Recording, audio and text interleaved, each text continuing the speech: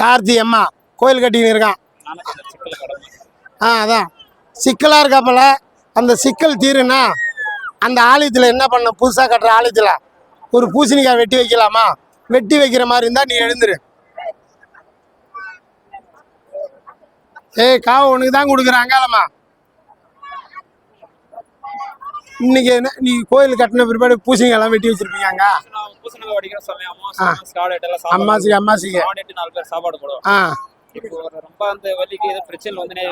சரி செய்வன எதுனா இருக்கா? செய்வன வப்பு எதுனா இருக்காம்மா? ஏய் அதெல்லாம் இல்லை. திஷ்டி ஓம்பல் கண்ணாறு நீங்கள் கோயிலுக்கு மட்டும்தான் உடைக்கிறீங்க. உங்களுக்கும் சேர்த்து உடைக்கணும். உங்களையும் நீங்கள் யார் அந்த கோயிலில் உரிமை பற்றுறீங்களோ அவங்களும் நின்று வேற ஆள் சுற்றணும். வேற ஆள் சுற்றி போட்டிங்கன்னா அதில் உள்ள பலன் கிடைக்குமா அப்படின்னா நீ எழுந்துரு.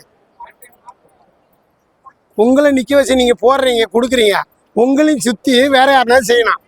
நீ சாமிக்கு தான் சுற்றி போடுற, உனக்கு சுற்றி போட்டுக்கலையே. நீ சுற்றி போடு. உனக்கு சுற்றி போட்டாதான் உன் வேதனை குறையும்.